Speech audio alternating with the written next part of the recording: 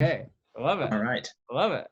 My name is Ben Muckenthaler, and welcome to the third installment of That Is the Question, the Blank Conversations Theater Company's educational series that we are taking professionals from the field and we are interviewing them and seeing what happens. This is our guest, Chris Will. Say hi, Chris. Hello. Jazz hands. Sorry. I have worked with Chris before, and I reached out to him, and he was very gracious in doing this for us.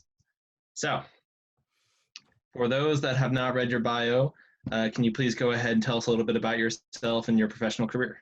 Okay. Well, I started doing theater pretty young and just in the community and fell in love with it. And then went to the University of Wyoming for my first degree, and I got a BFA in theater and dance from the University of Wyoming.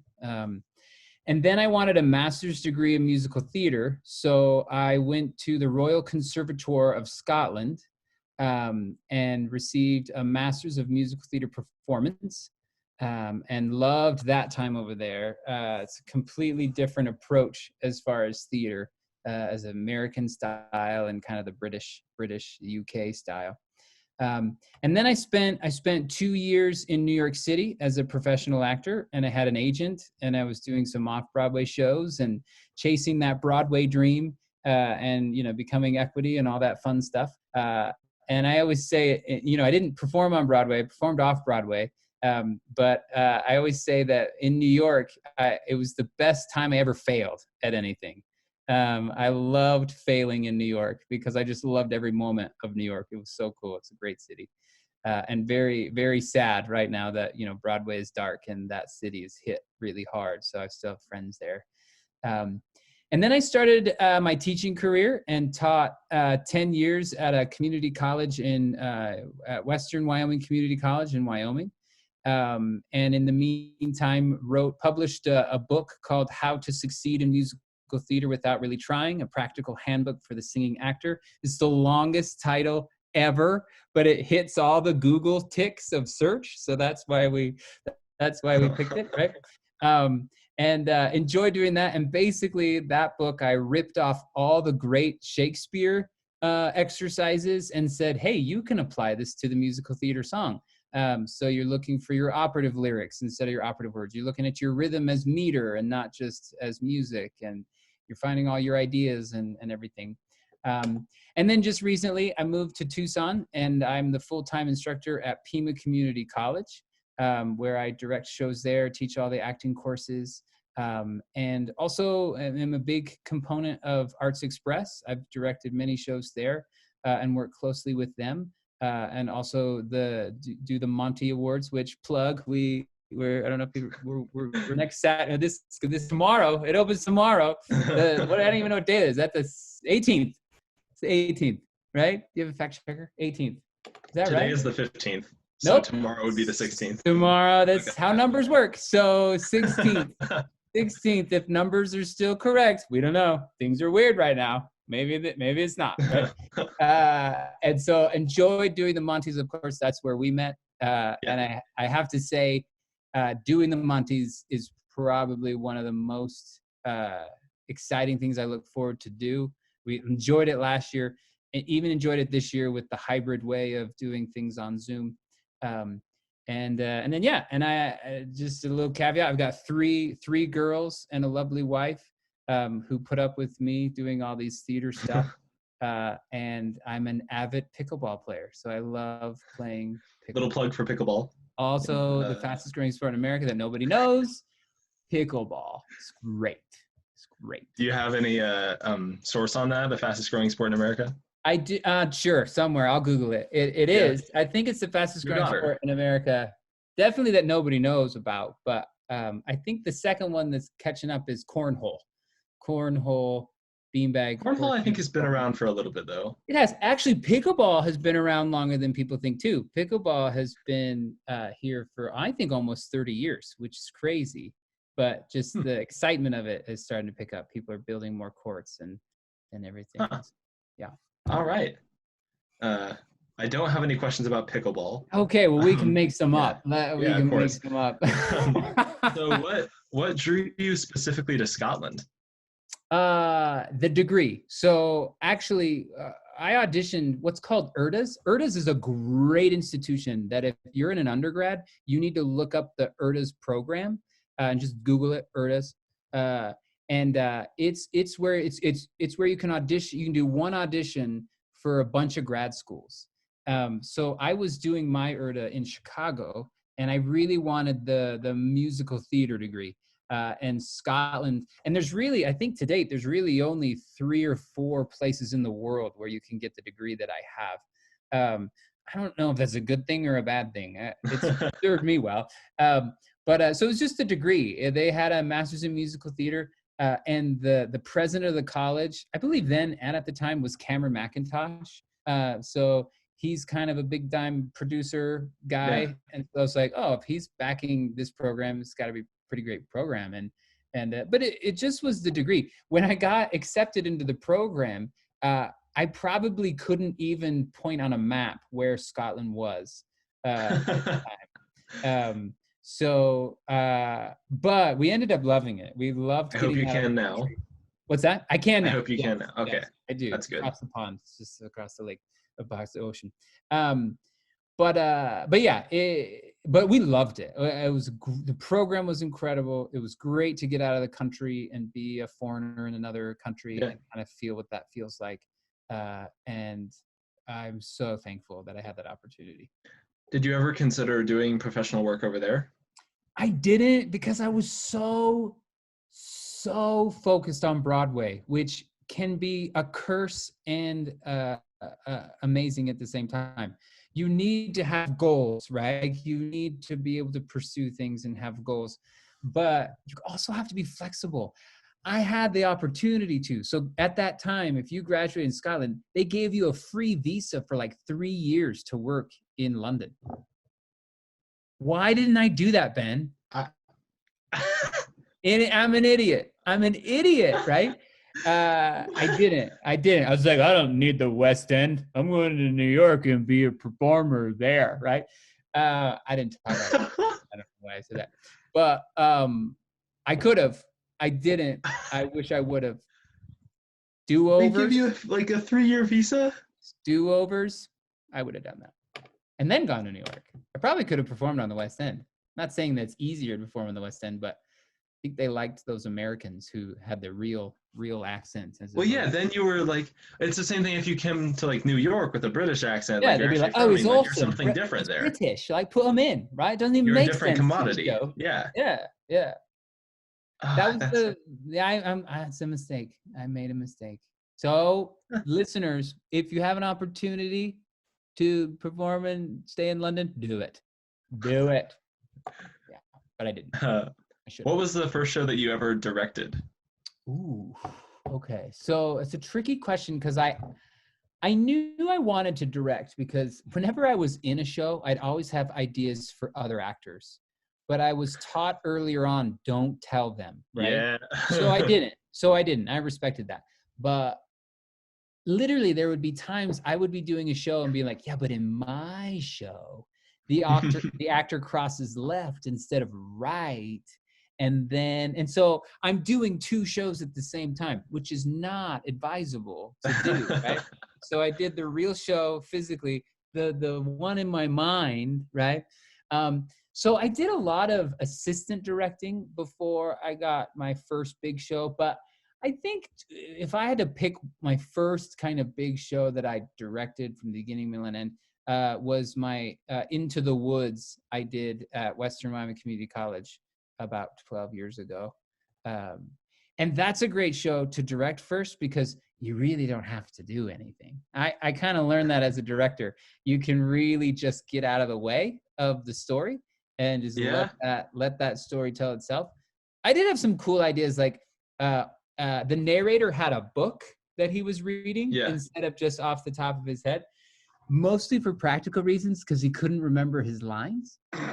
So that's when I learned earlier that there's something called fictional and functional. So functionally, he was old and he couldn't remember his lines. And so go, okay, how can I justify that fictionally? What if he's just using the book and he's reading it? He can put his lines in there. Perfect. right? Look at that. Now I'm creative as a director. But then at the end of the show, all the characters came out with their own book for the very last song. And we Okay. did these kind of like closing book rhythms of da da da da da da da da da da da. I don't even know the lyrics, but I know that's how it went. And so they kept closing I and mean, there's opening like their 10 different books. versions, so. Yeah, yeah, yeah, yeah. Because that's Yeah, right, right. Yeah. Yeah, so I think Into the Woods was the first show I directed all the way. Huh. Yeah, this is a great show. Do you think that sometimes stuff that has like Sondheim has so much depth to it, do you think that's easier to act and direct sometimes and stuff that's like a little bit more straightforward? Yeah, if you have the right mindset, if you Okay. know that your job as an actor and a director is to be an interpretive artist, then yeah, there's a lot to interpret, and Sondheim gives you a lot. Um, my approach to musical theater is treating the song just like a Shakespeare monologue. So let's understand the rhythms. Let's not just sing them. Let's find all the ideas. Let's find the arch. Let's find the beginning, Yeah. middle, and end. All this stuff. So yeah, I think you're absolutely right. The richer the content, the easier it is to direct if you're willing to get out of the way of the story.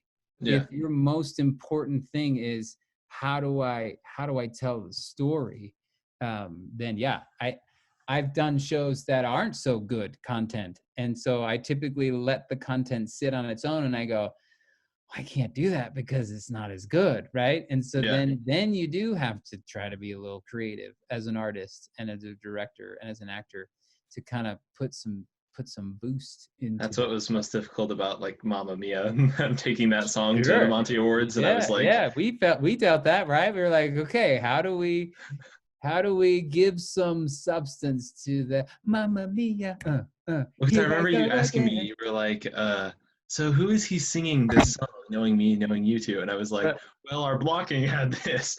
right. And you were like, no, Got no, it. no. Yeah, yeah, yeah, yeah, yeah.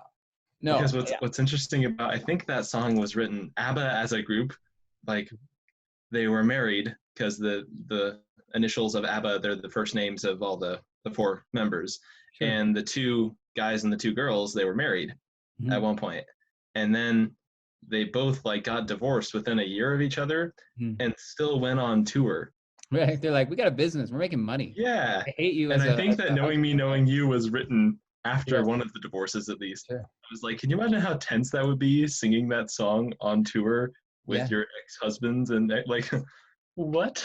yeah, yeah, Yeah, that's kind of crazy. But yeah, so then off Broadway, you were in two off Broadway shows in New York. yeah. What was that experience like from like audition all the way to leaving the show? Yeah. So the first one was great. The first one was with the it was a children's show. Well, actually, that wasn't considered off Broadway. The two off Broadway shows I did three. So I did three major shows in New York. One was first was a children's show with Manhattan's Children's Company, which is a great children's company in New York, and I was the wolf in The Three Little Pigs.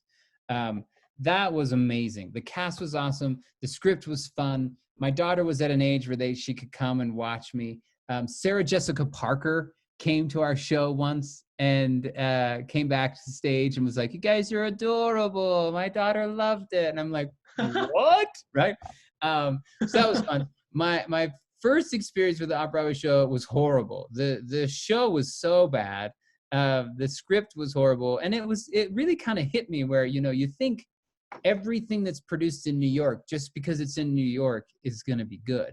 That's not the case. This is Yeah. not the case. So the script was a little rough. It was a new show. The cast was incredible, though. I remember sitting around doing a first read through of the script, and the whole cast collectively kind of looking around, going, "Oh no, this is not good." Oh, that's a And shame. then we were like, "We'll make it good. We're getting paid, and it's an off Broadway credited. It'll be awesome." Uh, Oh, but what I learned is you do theater because you get to be with a group of people, and it was great. Yeah, and we got to perform in Times Square, which was fun. It was cool to be like walking to rehearsal and you're going to practice in a studio. Like it felt the feels, which was cool. And then my other off-Broadway credit, Jungle Queen Debutante, which is another kind of new musical. It was written by Charles Strauss, who's written like Annie and all those musicals. Okay. And I was an understudy, like I was a male understudy, and like I helped with the stage manager. But it was just really cool to be in the room. And I think that's when I learned that it's just an honor to be in a room with artists and to watch the process. And that's why I think I'm a teacher and a director, is because I care more about the process than the final product. I could easily work on a show, even as an actor or a director, work on it, get it up and be like, okay, I don't need to perform it, because I did all the invisible work up to the visible work. Yeah. And I can move on to something else. Like I love that aspect. So yeah, I had a really kind of diverse opportunity in New York with those 3 shows, and very lucky. It was funny. I worked at a place called Ellen's Stardust Diner. Oh yeah, I've been there. Still there, yeah, singing wait staff, right? Yeah. And it was great. We got to sing and serve overpriced burgers and milkshakes and all that stuff.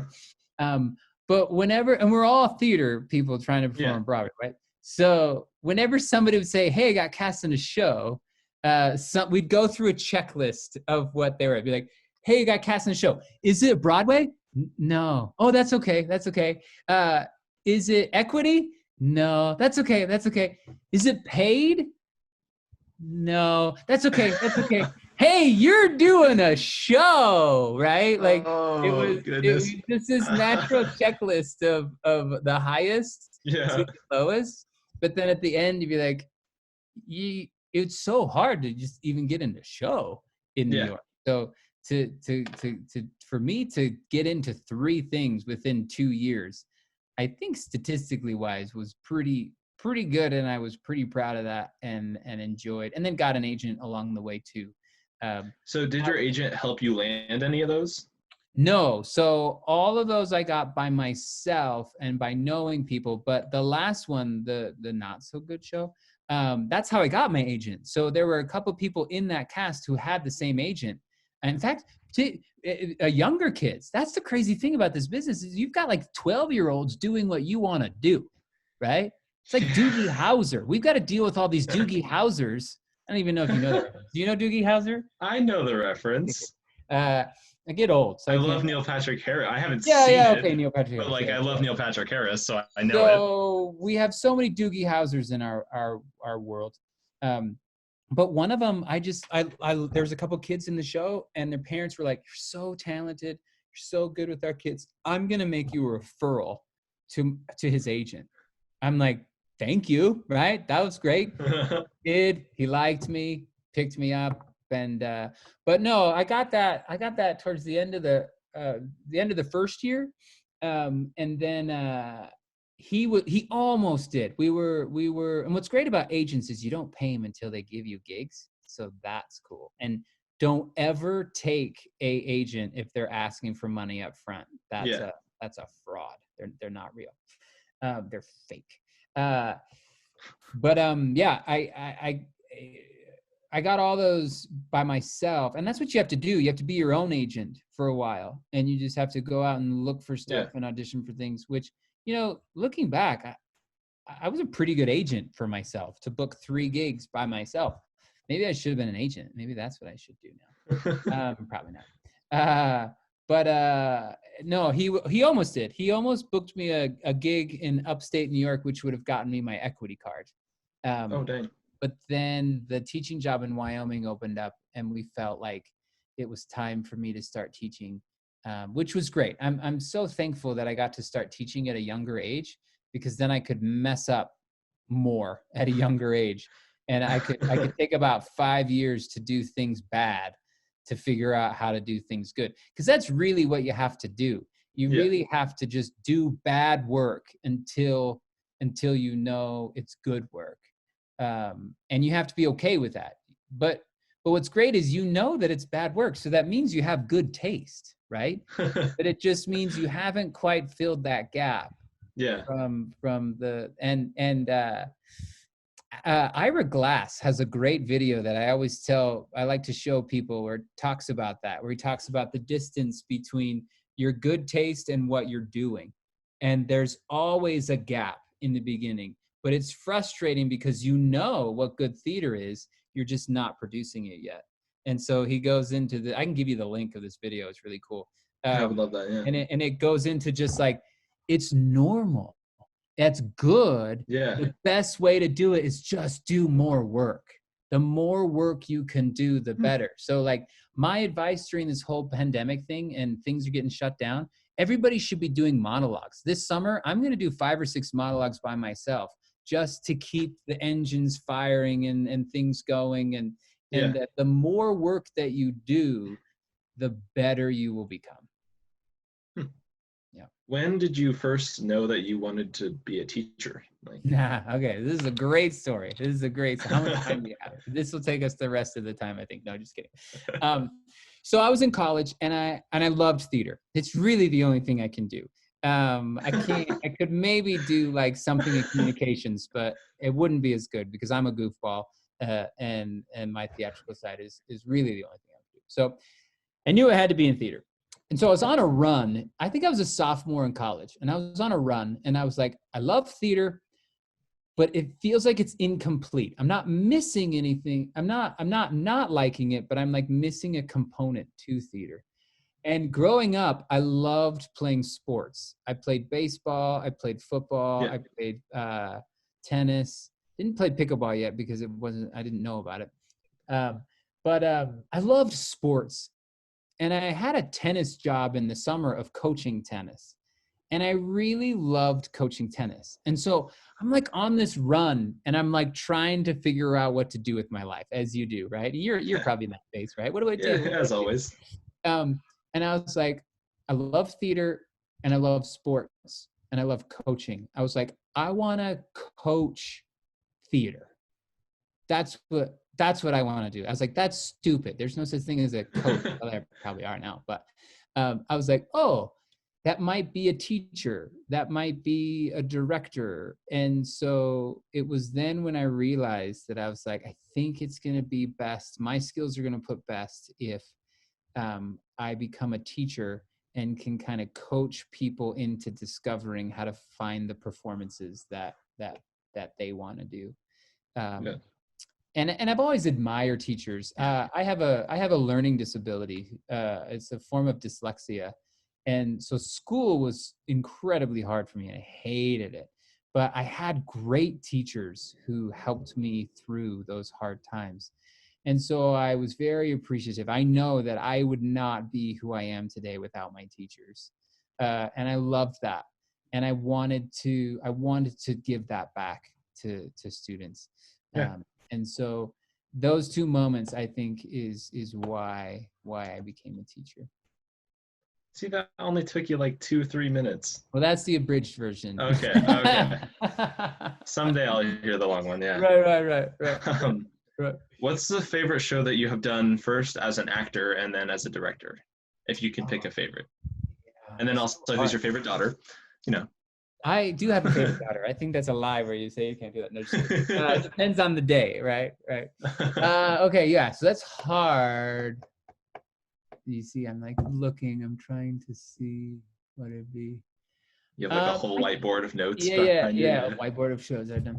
I think performance-wise, as an actor, the favorite show I've loved to do was Bat Boy, the musical. Just because I saw it off Broadway when I lived in New York. I lived in New York twice. One time when I was 18 and then the other time after grad school. So it was cool to see it and then to be able to do it and then like love it and then be able to do it, right? And do you know that show? No. Oh my gosh, look it up and listen to it. I'm giving you homework, and everybody who's listening, you've got homework. Spotify, Bat Boy the musical, listen to it. You'll love it. And know that Chris played Bat Boy for the Wyoming premiere. It's a great rock kind of grungy. It's about So when my parents went to go see it, and they were like, pick 3 shows, pick an off-Broadway show and 2 Broadway shows. Okay. So the off-Broadway show I picked was Bat Boy. And my dad's like, oh, great. I love baseball. And I'm like, it's not about that bat. It's like The Inquirer. It's like half bat, half child. Okay. Bat Boy, right? And so yeah, but that I absolutely loved. Did you ask about what show that I directed? That was my Your favorite show that you've directed as well. Yeah. You know, that's hard. Because I don't think I'm going to cheat and say I don't have one. And here's why. Because every show I direct helps the next show that I direct. Okay. So I guess in theory, I could say the last show I direct was my best show that I directed. Because I learn, again, from my mistakes of what I do. Shows that I've enjoyed directing. I mean, I really enjoyed directing She Loves Me. Was that the last one that you directed? The last musical was She Loves Me. Yeah. I directed a play at Pima, Baskerville, which was also fun to direct. I really enjoyed directing. I think I found maybe a better question that you want to ask me, and then I'll answer, and then I'll just ask myself so you don't have to answer. What's the show that I best found myself as a director? I directed a production of The Diary of Anne Frank. Ooh, and I think that's when I figured out my aesthetic and my values and what type of show I wanted to do and how I wanted to get there. That was an incredible, and it was with college kids, but it was professional. I presume it was the play. It was the play. Yeah, there is a musical. It's horrible. Don't listen to it. Yeah, because I remember I was looking through with Dixon one year in high school that we were looking through all the eligible shows for the Montes to just see if because she was taking suggestions for what the show was to be for next year. And I was like, oh no. No, and I think it's a comedy too, isn't it? Correct? I have no idea. No, the play. I hope there's not a tap number. I think there is. But that's terrible. And I just love finding people that I love doing shows with, right? So there was a choreographer in my last job called Britta Peterson. We had the same aesthetic. We created great work. Simone is another one. I would do, whenever I do a musical, it's like Simone's got a choreograph. Like that's just, it's all about relationships. It's not about talent. Yes, it is, you need to be talented, but you need, as a director, you need to find a team that you love. I've got a lighting designer that I go to now in Tucson. I've got a sound designer that I go to now in Tucson. I've got a choreographer. I've got a few music directors. You have to find your team that you trust, because then you don't have to do the work as much of collaborating, because you still have to collaborate, but you don't have to like court each other, right? You don't have to get used to how exactly what they're going to say. And so you don't have to say it, right? That's important to me. And that's really fun. And so I go, hey, we could do it. We could even do the Diary of Anne Frank, the musical. But if I have the right people and the right actors, I go, that's what I love. I don't really have a bucket list of shows that I need to direct. I'll direct anything. If it's the right situation and it's the right people. Like I said in the beginning, it's about the process for me. On the note of choreography, your first degree is also in dance, right? Yeah, theater. It's like kind of like a minor in dance. Yeah. So when's the last time that you choreographed a show, and would you consider being a director choreographer? Yeah. Let's see. The last thing I really choreographed. I mean, I'm always choreographing in plays. Like like at a lower level. I love the idea of choreography. I love patterns, and I love they manipulate everything. But like traditionally choreographed, the last musical I choreographed was Legally Blonde at my last institution. And there wasn't huge dance numbers, but there was enough, right, to be a choreographer. I enjoy choreographing, but I would much rather Simone do it. Simone is mostly fantastic. mostly because she's amazing, but mostly I love working with her. So Yeah. um I love just brainstorming, right? What I love Hmm. that I can do with Simone is listen to a song and go, I kind of want to do this. This is the intention that I think the song should be. I can just tell her. She's like, okay.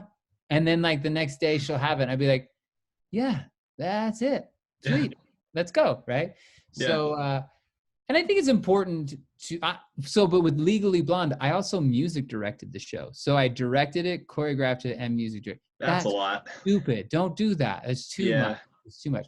You need someone to bounce ideas off of. Um, and so, yeah, but I feel like I'm always choreographing at a lower intensity of choreography. Like Okay. one thing that I would love to do if I were to get another degree or take some other classes, I'd love to be a movement choreographer, right? Where it's like Okay. where you take these movements and you take the idea of choreography, but they don't have to have the dancing skills, but you're still using the choreography approach. And so you're Yeah. like choreographing all these movements. And it's Yeah. really cool. Like they start with like basic, like I'm just going to do this. And then two people are going to repeat that. And then somebody's going to do a variation of that. And then this big group number. And then everybody freezes but one person. And so everybody freezes, but then that one person's still moving. And so, of course, your eye goes to that Yeah. one person. And there's some really cool video of that. So, I feel like you've thought about that before. oh yeah. Yeah. And like I love blocking songs like that, Yeah. and kind of finding those patterns in the story where it's kind of more movement based. But I also like to choreograph too. It's fun. Okay. Yeah. So then, is there anything that you're doing specifically to try and stay artistically active during this time? Oh my gosh, yes, too much. I need to take a break actually, and I will. Like my grades are due next Friday, and then I think I'll try to take like at least 2 weeks and play video games and sit by the pool if it's open and play pickleball a bunch and try not to think. I Again, mean, not sponsored by Pickleball. not sponsored by pickleball, right? Yeah, I mean, my classes have kept me exciting. Like Yeah. we're doing. I will by the end of next week, I will have 5 different versions of a 30-minute version of Romeo and Juliet. And there'll be 5 completely different versions using the exact same text. That's 2.5 hours of Romeo and Juliet. It is. But you only have to watch one. You don't have to watch them all. But like for instance, we have an all-male cast of Romeo and Juliet. Okay. We have an all-female cast of Romeo and Juliet. We have I can't say my favorite because if some students are listening back, we weren't your favorite. The one I'm most excited about, they know I'm excited about it. We have a Duolingo version of Romeo and Juliet. So one of the Capulets speak Spanish and the Montagues speak English. And so it's kind of like West Side Story-ish, Yeah. Romeo and Juliet. So we've been doing that on Zoom, of course, like everybody else, but I've been editing them and putting like scene breaks in there and music and stuff. And so I think I've really I love to edit stuff before this. So that's kind of been my release of creativity stuff, is just making videos of things now until the time being. So I will have that, and we'll try to share those in the fall, I think, more with the community. And I think what we're going to try to do at Pima in the fall, we haven't flushed this out yet, but I don't see us going back in the fall with full productions. It's going to be the last thing that comes back. So I think what we need to do is create work together that's interesting, that keeps us going, but it can't be long. I mean, even when you look at those videos that you watch online, like, this show's 3 hours. I don't think I can do that. And then we're bored for 3 hours, right? And we're like, what do I do? Like, you could have watched that musical for 3 hours, right? But I think now is the time to do small collaborative work, and kind of save for a while. And I think now is the time to sharpen your skills. So let's make sure we know your craft and everything. And then I'll get ready for Sweeney Todd. So that will, and even if we have to cancel that, like, I don't care. Like, I'm going to prepare over the summer, like we're doing it. I mean, I've already got a good chunk of it thought through that we were talking about with the shadows and everything. Hopefully not canceled, if anything, just suspended. Yeah. Yeah. Yeah, I think I definitely I have enough. Like I need to take a break. Is really. And then of course you said working on monologues and stuff to try and do that yeah, over and over. Thinking about how to continue to teach hybrid classes in the fall is always interesting. And yeah. All right, and then final question before the weird ending. Ooh, if someone made your life into a movie, who would play you? Oh my gosh. Yeah. Who? Unless you wanted to do it yourself and shave off the beard to be young and then grow it back. Yeah. I think appropriately, if I was casting myself, it's funny because like there's who I'd want to be, like Hugh Jackman, because I'm buff like that, right? No. The first name that popped in my head was Neil Patrick Harris. I think he would do justice in a way. Okay. Or that guy, I don't even know his name, the guy in The Office who's doing the Good News Minute guy. John Krasinski? Yeah, he could do it too. He's good. He'd be good. He'd probably be better. He's playing what's it called? Jack Ryan, right? No. Yeah. He's playing Jack Ryan on Amazon Prime. Nice. But there's already like a season out, I think. There may be 2 even. But he's great. He's great. He would be good. He would be adequate. He would do me well, I think. All right. And then for the finale of this video, let me get my virtual background. Uh-oh. Yeah, we got production value here, Chris. Nice. 20 seconds. I might go 25 this time to see if we can go through a little bit more of these. Okay. Some are repeats from the first week. Some are not. Okay. I'm going to put Are these like facts? Like I have to answer questions or just random, I'd say random things? A little bit of both. Oh, gosh. A little bit of both, yeah. Gosh, I'm nervous now. All right. First question. Ready, set, dog or cat? Dog. All right. Favorite board game? Monopoly. Are you an Elphaba or a Galinda? Elphaba. Can rodents be cute?